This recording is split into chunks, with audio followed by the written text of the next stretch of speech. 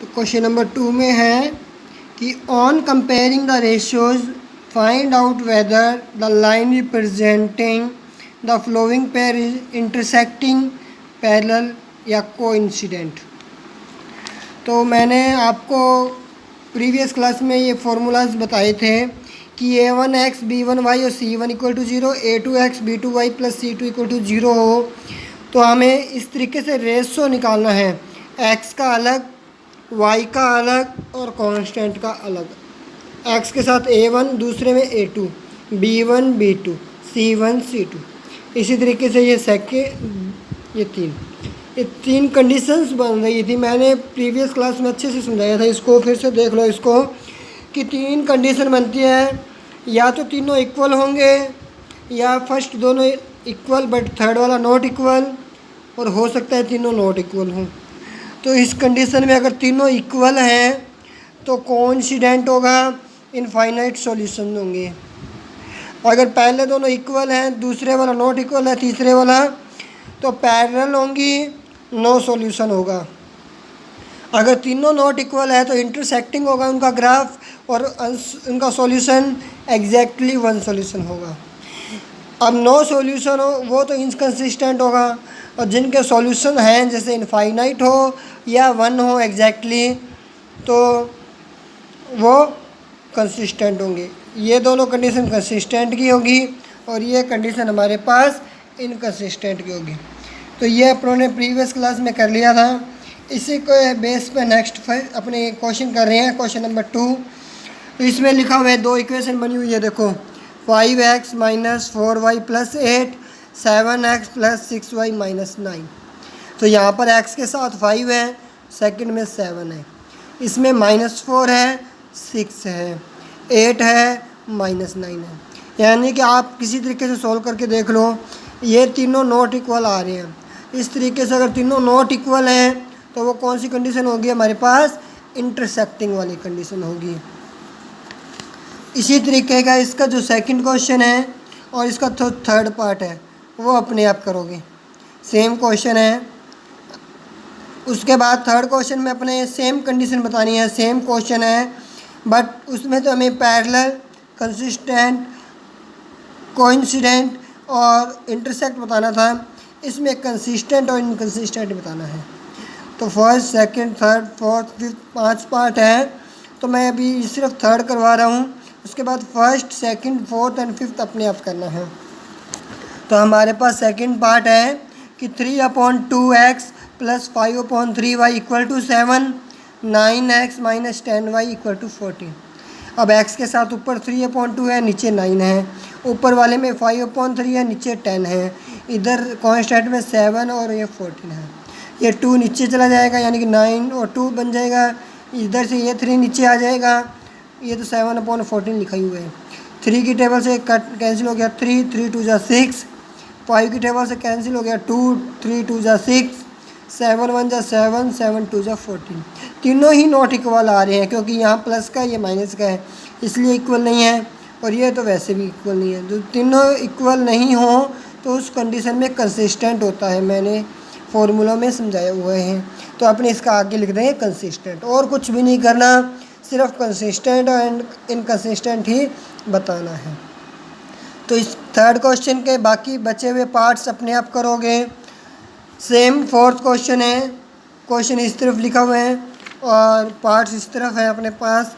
चारों पार्ट्स अपने आप करने हैं, वही कंडीशन है, कंसिस्टेंट और इनकंसिस्टेंट बताना है। फर्दर मूव करते हैं क्वेश्चन नंबर 5 की तरफ। 5 क्वेश्चन में देखो क्या लिखा हुआ है, half the perimeter of a rectangular garden whose length is 4 metre more than its width is 36, find dimensions. X and y की वैल्यू फाइंड आउट करनी है। किस कंडीशन में? अगर पैरामीटर गिवन है और एक कंडीशन और है। तो क्वेश्चन के अकॉर्डिंग देखो, पैरामीटर ऑफ रेक्टेंगल का क्या फॉर्मूला होता है? 2 इंटू में length plus breadth. Parameter of rectangle का फॉर्मूला होता है 2 मल्टीप्लाई लेंथ प्लस ब्रेड्थ। अब उन्होंने कहा कि हाफ पैरामीटर है 36, हाफ पैरामीटर यानी कि पूरे पैरामीटर का हाफ कर दो, half of 2 into l plus b, 2 से 2 कैंसिल हो गया, यानी कि एल प्लस बी की वैल्यू आ गई 36। अब दूसरी कंडीशन निकालने के लिए अपने क्या करेंगे, देखो लेंथ x मान लेते हैं, ब्रेड्थ y मान लेते हैं, तो x प्लस वाई 36 हो गया। लेंथ अगर अपने x माने, ब्रेड्थ y माने, तो x plus y equal to 36। Secondly लिखा हुआ है कि जो लेंथ है वो ब्रेड्थ से 4 ज़्यादा है, तो x equal to y plus 4 हो जाएगा। एक तो कंडीशन ये बन गई कि x equal to y plus 4, दूसरी कंडीशन बन गई x plus y equal to 36। अब इन दोनों इक्वेशंस को अपने ग्राफिकली सोल्व करते हैं। तो पहले फर्स्ट कंडीशन से देखो, अगर मैं y की जगह 0 पुट कर देता हूँ तो 0 प्लस 4 यानी कि x की वैल्यू 4 आ गई। उसके बाद मैं y की जगह 4 पुट कर देता हूँ तो 4 प्लस 4 यानी कि x की वैल्यू 8 आ गई। ये 2 पॉइंट्स बन गए। मैंने कार्टेशियन ग्राफ बनाया, यहाँ पर मैंने देखो 36 तक आना चाहिए हमारा, तो मैंने 4 4 के इंटरवल पर 36 तक x एक्सिस पर ले लिया, 36 वैल्यूज़ तक y एक्सिस पर ले लिया। अब हमारे पास ये कंडीशन है कि x की वैल्यू 4 है, देन y की 0 यानी कि 4,0, तो ये पॉइंट हमारा 4,0 ये होगा। सेकंड कंडीशन है x की वैल्यू 8 है, y की वैल्यू 4 है। x की 8 ये रही और y की 4 ये रही। इन दोनों पॉइंट्स को मैंने मिलाया तो ये ग्राफ बिल्कुल ऐसे स्ट्रेट जा रहा है। दूसरी कंडीशन ये है, हमारे पास x plus y equal to 36, x की वैल्यू 0 पुट की तो y की वैल्यू 36, और y की वैल्यू 0 पुट की तो x की वैल्यू 36, तो यानी कि x की भी 36 है एंड y की भी 36 है। दोनों को मैंने मिला दिया, तो दोनों ग्राफ देखो आपस में इंटरसेक्ट कर रहे हैं इस पॉइंट पर। इस पॉइंट से अगर बिल्कुल सीधा देखें तो x की वैल्यू 20 आ रही है और y की वैल्यू 16 आ रही है। तो x की वैल्यू 20 एंड y की वैल्यू 16, यानी कि हमारे पास लेंथ 20 हो गई है और ब्रेड्थ 16 हो गई है। यही हमें फाइंड आउट करना था। इजी क्वेश्चन एक और आपके सामने, क्वेश्चन नंबर 6, इस एक्सरसाइज का सेकंड लास्ट क्वेश्चन। इसके बाद एक 7 क्वेश्चन बच जाएगा।